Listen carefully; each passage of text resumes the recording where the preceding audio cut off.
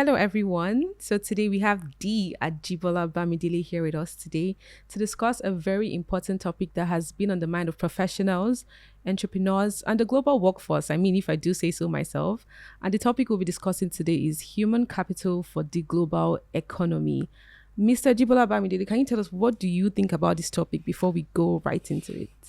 Okay, so when you talk about human capital for the global economy, of course, for any economy, without human capital, no business can survive, no country can survive, no global economy can survive. So, whatever it is, human capital is at the center of every development.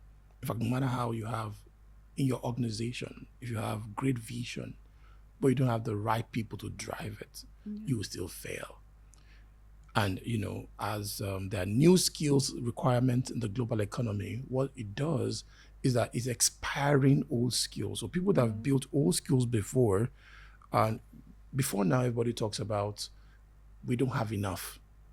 Now, the people we don't still have, they're expiring, the skills are expiring. So let's say, for example, the global demand, let's imagine that we need 100 talents. Currently, the scarcity, we have 50. But the old 50 also is shrinking because the old skills that they have is also expiring. So if we're not careful, we're going to have a massive skills shortage. And it's a conversation that is long overdue. However, now, if you connect this conversation to individuals and you say human capital for the global economy, my concern is that me for the global economy. So am I ready?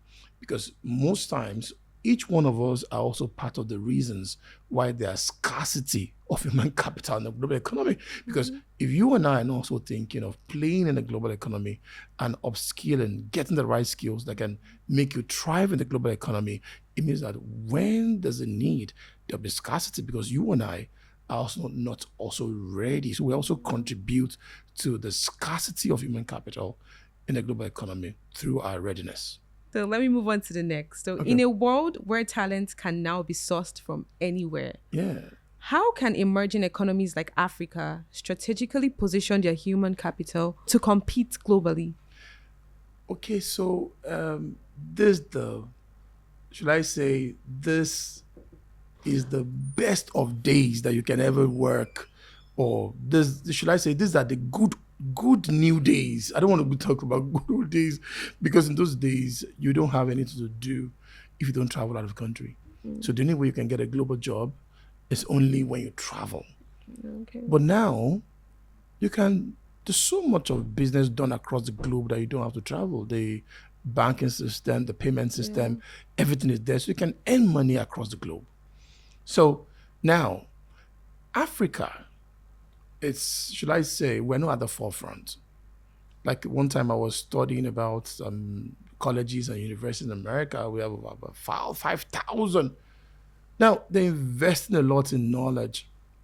And you hear about this quote that said, if you want to keep something from a black man, you should put it in a place of book.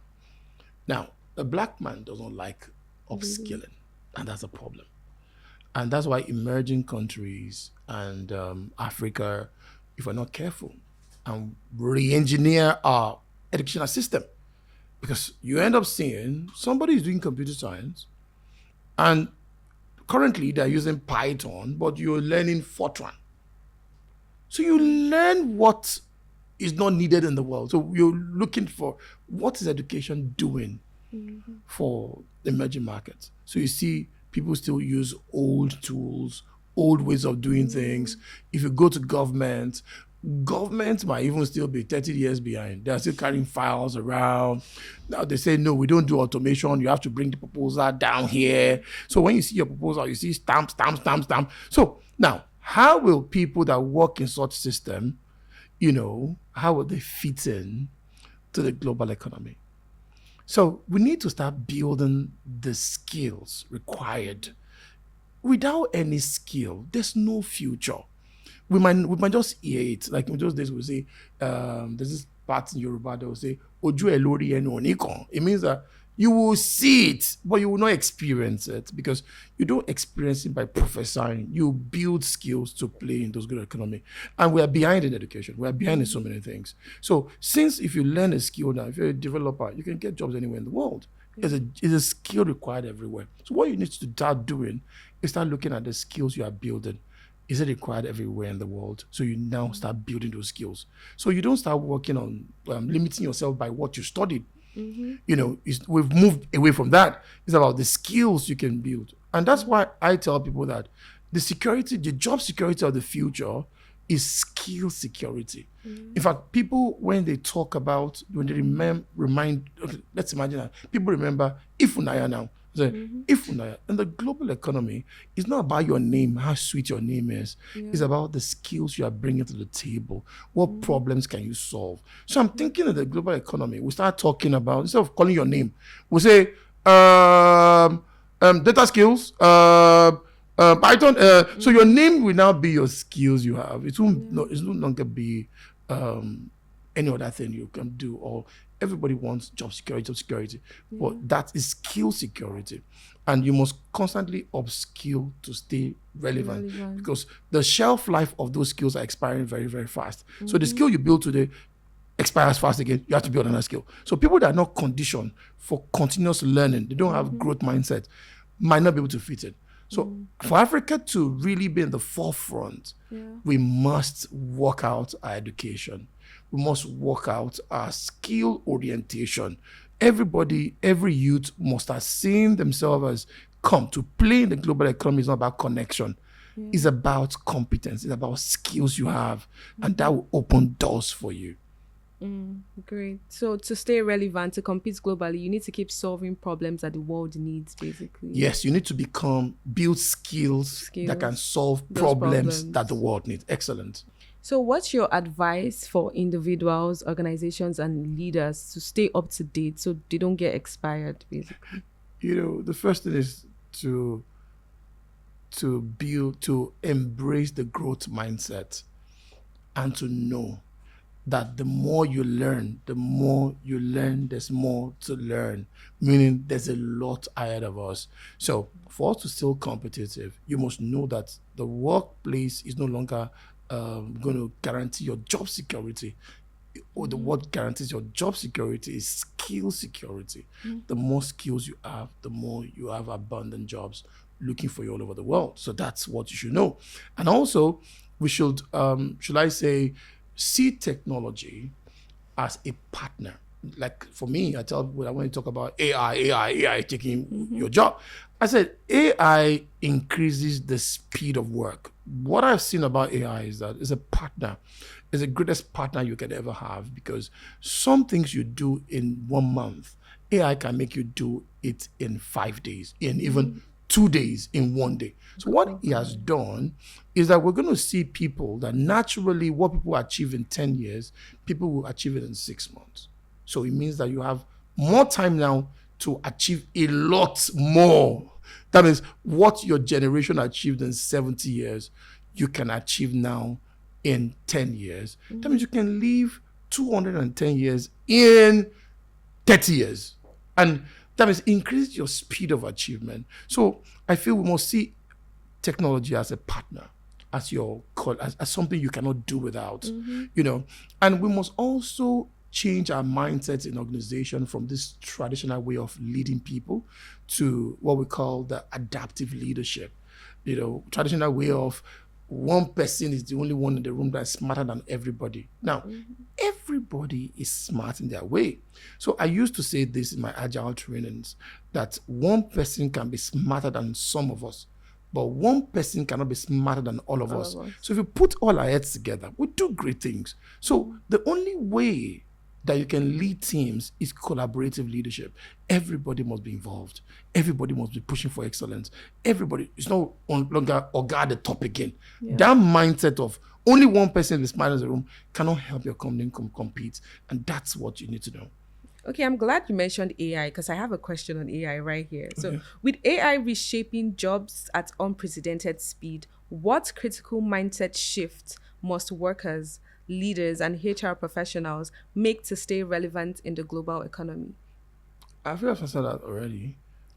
But however, Okay. I can reinforce it because people are talking about AI as if it's a monster.